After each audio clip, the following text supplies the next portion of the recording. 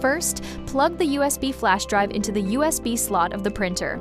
Note that the USB flash drive only accepts FAT32 format.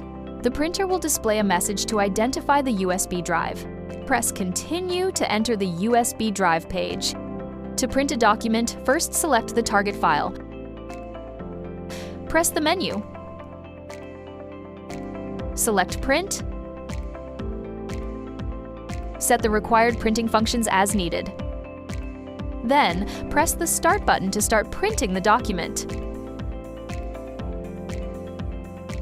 To remove the USB flash drive, first click the menu. Select Remove USB in the list. Press OK.